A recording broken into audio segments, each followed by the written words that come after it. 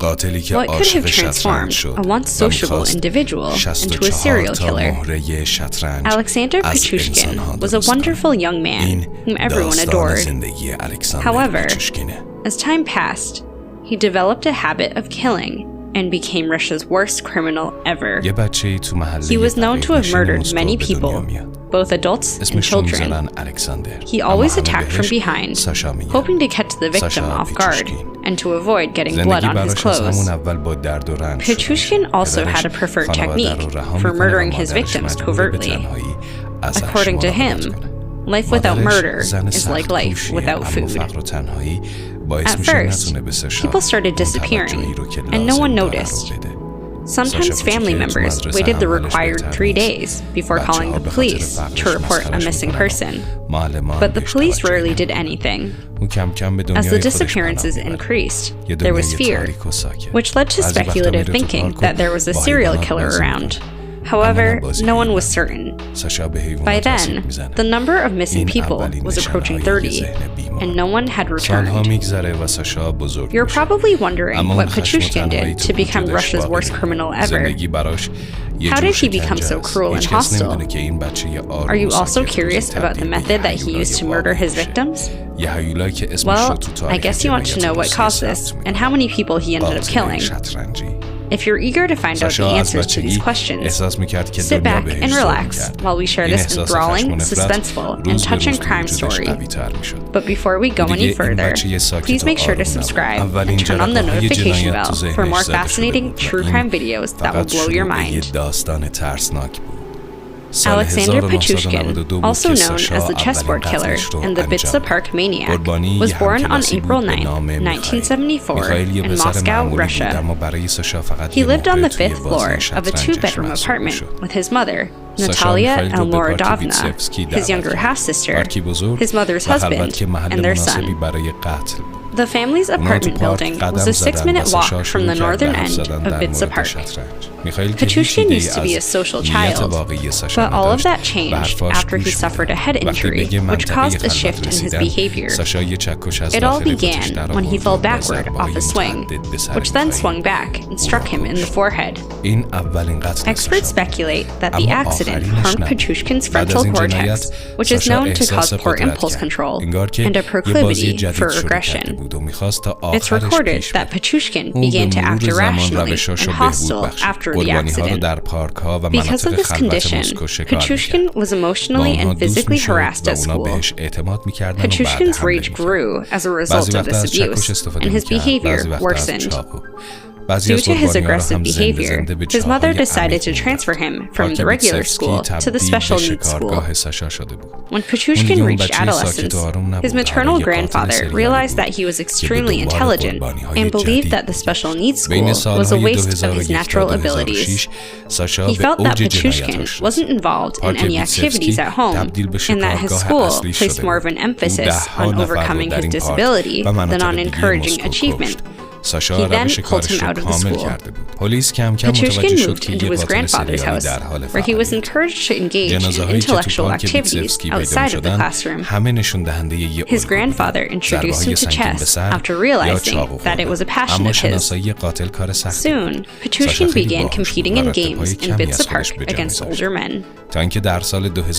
Unfortunately, even as Pichushkin reached the end of his adolescence, he was still being bullied by the children around him. In turn, he became even more hostile, and things even got worse when his grandfather passed away. The loss of his grandfather had a profound effect on him and caused him great emotional distress. He began to drink in excess in an effort to both stop the pain of the loss and calm his extremely aggressive tendencies. As a result, he was compelled to return to his mother's home and re-enroll in school. He continued to play chess in Bitsa Park, even after returning to his mother's house. As time went on, Pichushkin eventually developed the sadistic hobby of recording himself threatening children. He watched these videos over and over to reassert his power, but his murderous desires were unsatisfied. On July 27, 1992, at the age of 18, Pichushkin committed his first murder. He intended to murder 64 people and required the assistance of someone to help him carry out his evil agenda. So he approached his friend and classmate, Mikhail Odichuk, who initially thought that he was joking. However, Petrushkin had made plans for them to meet in Bitsa Park so they could work together to develop a strategy on how to complete the assignment. When they got to the agreed-upon location, Odichuk realized that Petrushkin was very serious. Odichuk changed his mind and tried to get out of the situation, making an effort to leave, and informing Petrushkin that he no longer wanted to play the role. Petrushkin was so enraged by this that he repeatedly hit his friend in the head with a hammer. After killing him, he pushed his body into a well at Bitsa Park, after which he went back to his mother's house, which was just a short distance away. The following day, the police discovered Odichuk's body, and during the course of their investigation, they learned from witnesses that he had been last seen walking towards the park with Petrushkin. 3 days later, on July 30th, Petrushkin was taken into custody at his mother's house and taken to a Moscow police station for questioning. Ultimately, he was released because there was no evidence connecting him to the murder. Unfortunately, his release meant that he could kill several more people after this. His preferred methods of murder included hammer blows to the back of the victim's head or inserting a broken vodka bottle into the victim's skull before pushing them down the well. Another murder was that of Yevgeny Pronin, a 52-year-old man with whom Petrushkin played chess. Petrushkin invited Pronin to take a walk after their game, claiming that it was the anniversary of his dog's death and that he wanted to visit the grave in Bitsa Park. Pronin agreed and went with him. Upon arriving at a lonely spot in Bitsa Park, Petrushkin brought out a bottle of vodka and offered the man a drink. They both drank a toast to the dog before Petrushkin struck Pronin in the head. After making sure that his victim was dead, Petrushkin dumped his body into a nearby well. However, between May 2001 and September 2005, Petrushkin would attack 36 people, the majority of whom were elderly, homeless men, though he also occasionally went after women and children. He would always befriend his victims and lure them to a lonely place. He would offer them a bottle of vodka under the guise of warning his dog, and then kill them with either a hammer or bottle. Despite this, 3 of his victims were miraculously able to survive their injuries. One of them was the pregnant saleswoman he lured into Bitsa Park and pushed into the same well. She survived and informed the authorities, but she was forced to drop her claim because she was an illegal immigrant.